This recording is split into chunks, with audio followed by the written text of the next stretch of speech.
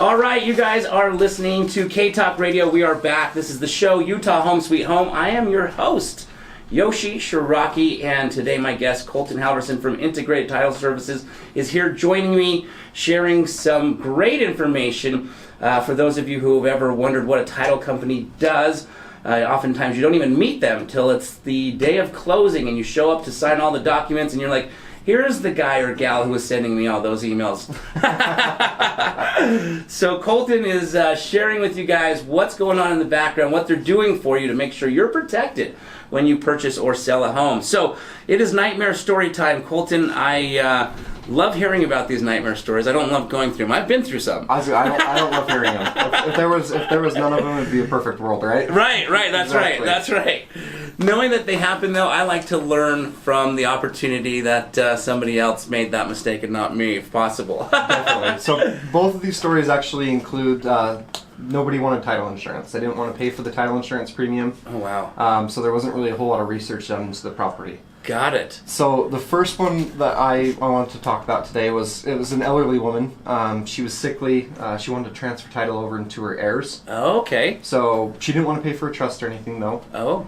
And she just wanted to transfer title into her kids directly as joint tenants. So everybody was going to share an interest in the property, right? Right. What she didn't realize was that one of her sons actually had a federal tax lien. Oh. She didn't consult an attorney. Didn't want to put it into a trust or anything like that. Yeah. So long story short, the mother passes away. Yeah. So title automatically transfers to the kids because they're all joint tenants. Right. So you don't have to go through a probate or anything like that. Okay. So she did it as like an estate planning tool. Got it. That federal tax lien, the second that he took title to that property, when she recorded that deed in the first place, right, attached to the property now. Oh my gosh. So, long story short, she ended up needing to. They ended up selling the home. Okay. The federal tax lien was attached to the property. Yep. So now they're selling the property, and they have to have title insurance when they sell the property to somebody else. Real estate agent or real estate purchase contract actually calls for title insurance. Yep. That federal tax lien was attached and actually ate up all the equity in the home. Oh no! So there was no equity left. She didn't want to pay for title insurance, didn't want to consult an attorney, get a trust. If she would have gotten a trust, that federal tax lien wouldn't have attached. Yeah. Because he would have just been listed as a beneficiary of that trust. Right. But since she did it that way, federal tax lien attached, and now all of her equity in her home is gone. Oh no! Wow. The IRS, of course, comes calling, wanting their money, and that's all she wrote. Oh my gosh! Can you just tell the listeners what title insurance ballpark would have cost for that particular property? I mean, it depends on obviously the value of the home, but just around. Yeah, so if we were going to do something like that, it would definitely we'd go off the county's appraised value. Okay. So whatever the county's showing, and then your title insurance premium. So say it was like $300,000 house. Yeah. Your title insurance for an owner's policy is probably going to be around $1,500. $1,500 to maintain $300,000. That's unfortunate. Oh my gosh, and that's a nightmare story. Yeah, which I don't know how expensive the house was or anything like that. Sure. Or how expensive that tax lien was. That's just a story that I've heard. Yep. Told over and over again. Yep. From our underwriters at the ULTA convention.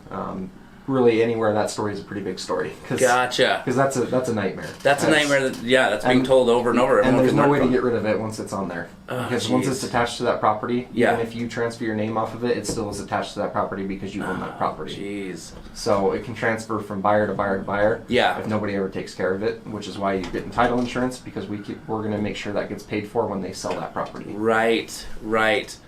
That's definitely no fun. Yeah, it's no fun to lose your parents, and then on top of that, the headache of their home, all the equity in their home. Just gone. Yep. And so, shoot, the brother owes the siblings a lot of money. No. And then the other one, so this is another instance. This is actually some friends of mine. Okay. So they didn't want to get title insurance. They didn't talk to anybody. They didn't tell anybody that they were buying this home. Mm-hmm. They actually entered into a contract for deed. Okay. Which means that they're paying on the home under contract. Okay. But they're not actually receiving a deed. Anything that gets recorded that says that they have an interest in the property, right? Got it. Right. So they paid on it for 4 years. Okay. I don't remember exactly what their monthly payments were or anything like that. Yep. This was back in like 2006 before the market crashed. Yep. Long story short on that one, the seller took out a $100,000 home equity line Oh. without telling them. Oh, jeez. Which because he still owns the property. When he's Right. still attached to the property, he's got all the right title to that property. Oh my gosh. He ended up not making his payments on it. Oh, jeez. So the bank ended up coming and Yep. foreclosing on the property, Oh, man. and they had been paying on it for 4 years. Wow. And just it's all gone. It's all Just gone. because they didn't want to get they didn't get title insurance. They didn't want to consult an attorney. They didn't No. talk to anybody. They didn't tell anybody what was going on. Oh, no. So they didn't understand that the seller could actually go out since they bought the property. Yep. They were paying on the property. They thought after 4 years that they were going to own the property free and clear. Right. And when he took out that $100,000 and quit paying on it, Yeah. now it's the bank's property. Oh, man.